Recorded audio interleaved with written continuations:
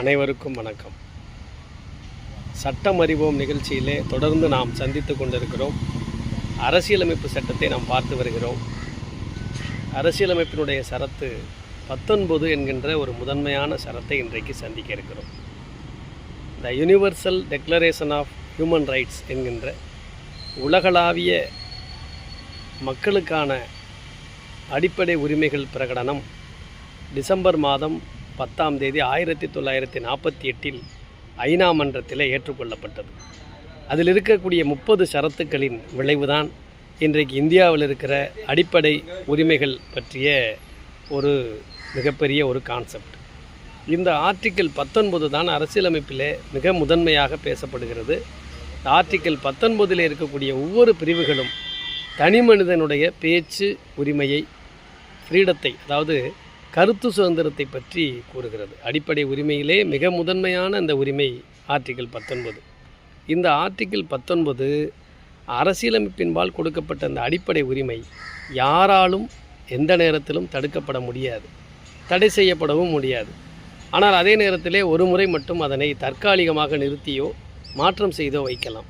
எப்பொழுது என்று சொன்னால், உள்நாட்டு போர், வெளிநாடுகளின் ஆக்கிரமிப்பு போன்ற எமர்ஜென்சி காலகட்டங்களில் ஆர்டிக்கிள் 358 பயன்படுத்தப்படக்கூடிய காலங்களிலே இந்த சரத்துக்களை நாம் தற்காலிகமாக நிறுத்தி வைக்கலாம். அந்த எமர்ஜென்சி காலம் முடிந்த பிறகு தானாக மீண்டும் அந்த அடிப்படை உரிமை நமக்கு வந்துவிடும். இந்த 19 என்பதில் முதன்மையாக சொல்லப்படுவது உலகளாவிய அந்த அரசியலமைப்பில் அந்த மக்களுக்கான, உலகளாவிய மக்களுக்கான அடிப்படை உரிமை, அந்த பேச்சு உரிமை. இதுதான் UDHR என்று சொல்வார்கள். அதிலிருந்து வந்தது தான் இந்திய அரசியலமைப்பில் இந்த பிரதானமான உரிமை. இதில் 19 என்ன சொல்கிறாங்கன்னா, 19 உட்பிரிவு 1 பொறுத்த மட்டும் ஒன்றில் ஏ, பேச்சு மற்றும் கருத்து சுதந்திரம், ஸ்பீச் அண்ட் எக்ஸ்பிரஷன்.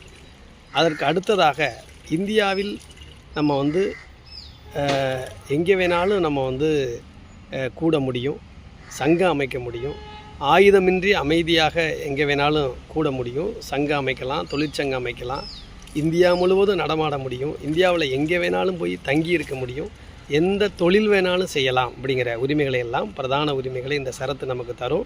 இதில் முக்கியமாக ஒன்று என்னென்னா, அடிப்படை உரிமையில் சொத்துரிமையை வைத்திருந்தார்கள். அது இன்றைக்கு எடுக்கப்பட்டிருக்கு. 1978 44வது அரசியலமைப்பின் திருத்தத்தின்படியாக அந்த சொத்துரிமையை மட்டும் எடுத்து 300A அப்படிங்கிற ஒரு சாதாரண சட்ட உரிமையாக கொண்டே வச்சிருக்கிறோம். அப்போ இந்த உரிமையை அடிப்படை பேசிக் ஸ்ட்ரக்சர் ஆஃப் கான்ஸ்டியூஷனில் கொண்டே இதை வைக்கிறாங்க. அதாவது அரசியலமைப்பு சட்டத்தினுடைய அடிப்படை கட்டமைப்பில் இந்த அடிப்படை உரிமைகள், அதாவது இந்த பேச்சுரிமை, கருத்துரிமை, இதையெல்லாம் கொண்டே வைக்கிறாங்க.